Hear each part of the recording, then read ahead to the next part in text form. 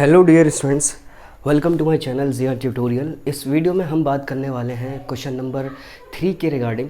तो ये जो क्वेश्चन है ये है क्लास 9 की किताब से और नाम है चैप्टर का मोशन और सीक्वेंस में चैप्टर नंबर है 8।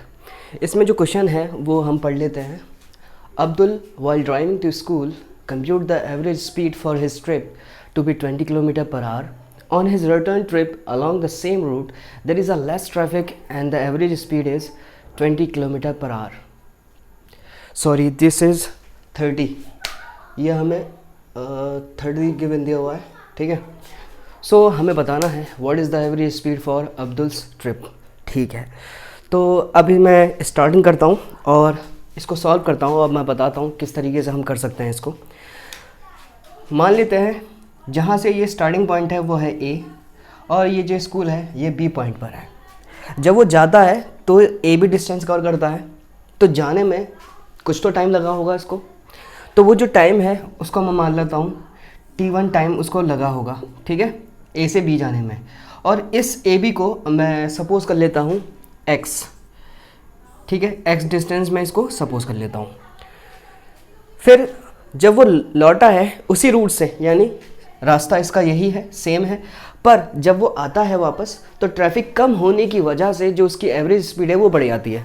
कितनी? 30 किलोमीटर पर आवर, ठीक है। तो इस हिसाब से उसकी जो ट्रिप है, ओवरऑल जो अब्दुल की ट्रिप है उसमें एवरेज स्पीड क्या रही होगी। तो ये जो T1 माना है मैंने टाइम, वो जाने का माना है, मतलब ए से बी जब वो स्कूल गया होगा तो एक्स डिस्टेंस कवर करके वो T टाइम में गया होगा।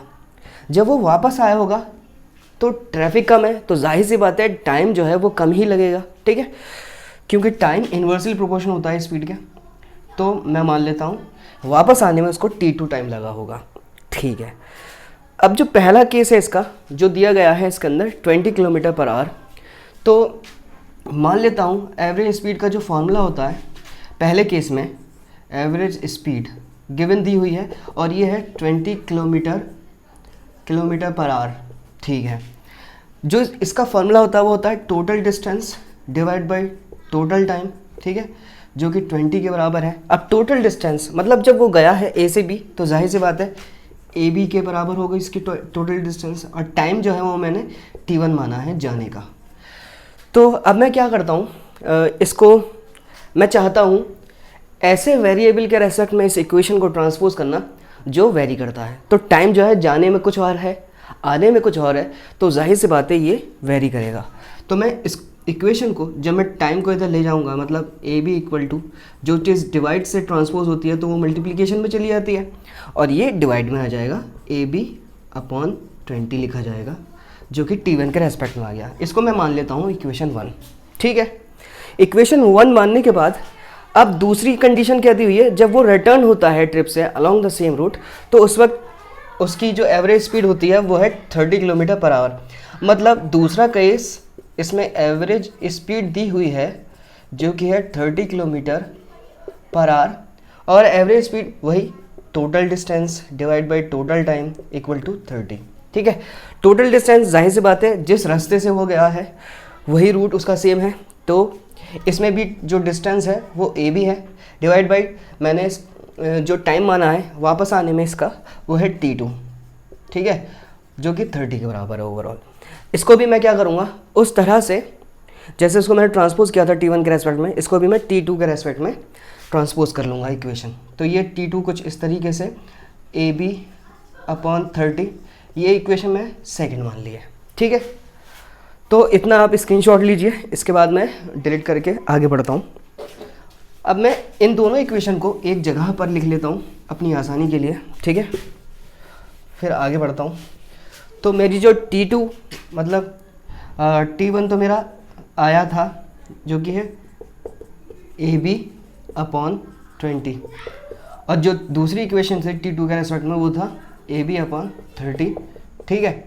अब इसमें अगेन मैं क्या करूँगा, दोबारा अगेन एवरेज स्पीड का फॉर्मूला पुट आउट करूँगा और फिर पता करूँगा कि इसकी जो स्पीड है एवरेज स्पीड वो क्या है। तो अगेन मुझे पता है एवरेज स्पीड जो है, एवरेज स्पीड का फॉर्मूला होता है total distance divide by total time, ठीक है।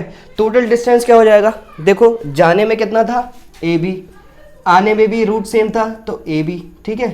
तो रास्ता सेम है, तो A B plus A B, ठीक है, बिल्कुल सेम डिस्टेंस है। अब मगर टाइम जो है जाने का कुछ और था, आने का कुछ और था, इस वजह से टाइम जाने का t1 था और आने का t2 था। तो टोटल टाइम इस तरीके से होगा, ठीक है। तो मैं पहले t1 प्लस t2 पता कर लेता हूँ अलग, आसानी के लिए, ठीक है। तो टोटल टाइम जो है वो t1 प्लस t2 के बराबर है। तो t1 कितना है, ए बी अपॉन 20 है, और t2 है ए बी अपॉन 30। जब मैं इसको एलसीएम लेकर सॉल्व करूँगा, 20 और 30 का एलसीएम होता है 60, ठीक है। तो एलसीएम लेना आता ही होगा, इस तरीके से एलसीएम ले लेते हैं, ठीक है। 15, 10 एंड 15 और 5 एंड 3, 5 एंड 5, 2 2 ज़ा 4, 3 ज़ा 12, 12 5 ज़ा 60। तो ये एलसीएम आ चुका है। अब क्या करते हैं, जो एलसीएम होता है उसको डिनोमिनेटर से डिवाइड करते हैं, जो रिजल्ट आता है उसको न्यूमरेटर से मल्टीप्लाई करते हैं। तो 20 को 60 से डिवाइड करने पे 3 आएगा, और 3 को हम मल्टीप्लाई कर देंगे ऊपर से, यानी ए बी से। इस तरीके से इसमें करूँगा, 30 से डिवाइड करने पे 2 आएगा, और 2 इंटू ए बी होता है 2ab, ठीक है। ये दोनों लाइक टर्म्स हैं, तो 3 प्लस 2 ये हो जाएगा 5ab डिवाइड बाई 60। मैं देखता हूँ यहाँ पर ये जो 60 है 5 से डिविजिबल हो सकता है, तो इसको हम फर्दर रिड्यूस कर सकते हैं। 5 1 ज़ा 5 एंड 12 5 ज़ा 60। तो ये ओवरऑल मेरा जो टोटल टाइम आता है वो आता है इतना। और क्योंकि स्पीड जो है किलोमीटर पर आवर में है, तो टाइम जाहिर सी बात है ये आवर में होगा, ठीक है। तो ये टोटल टाइम में क्या करूँगा, वहाँ पे पुट कर दूँगा, ठीक है। तो यहाँ लिखूँगा मैं A B plus A B, तो लाइक टर्म से तो 2ab लिखा जाएगा, और t1 प्लस t2 यहाँ पे निकाल चुका हूँ मैं, कितना है ए बी अपॉन 12, तो ए बी अपॉन 12, ठीक है। इसका मतलब क्या है कि ए बी जो है इससे डिवाइड में है, इसको मैं फर्दर ऐसे भी तो लिख सकता हूँ, डिवाइड में है ए बी अपॉन 12 के साथ। तो हमेशा याद रखना जब ऐसी कंडीशन होती है, तो वहाँ से जब मैं इस डिवीज़न के सिंबल को हटाऊंगा और मल्टीप्लाई लगाऊंगा, तो ये चीज़ क्या होगी, रेसिप्रोकल हो जाएगी, यानी यहाँ पे लिखा जाएगा 12 अपॉन ए बी। तो यहाँ मुझे दिख रहा है कि ए बी डिवाइड में है, तो ये कैंसिल आउट हो जाएंगे, एंड क्या बच जाएगा 12 इंटू 2 जो कि 24 है, और हमारी डिस्टेंस जो थी वो किलोमीटर पर आवर, ये स्पीड आ जाएगी। तो ओवरऑल जो एवरेज स्पीड रही अब्दुल की ट्रिप की वो कितनी रही, 24 किलोमीटर पर आवर, ठीक है। तो इससे रिगार्डिंग अगर कुछ समझ में नहीं आया है, ठीक है, तो प्लीज़ कमेंट करके ज़रूर बताइएगा।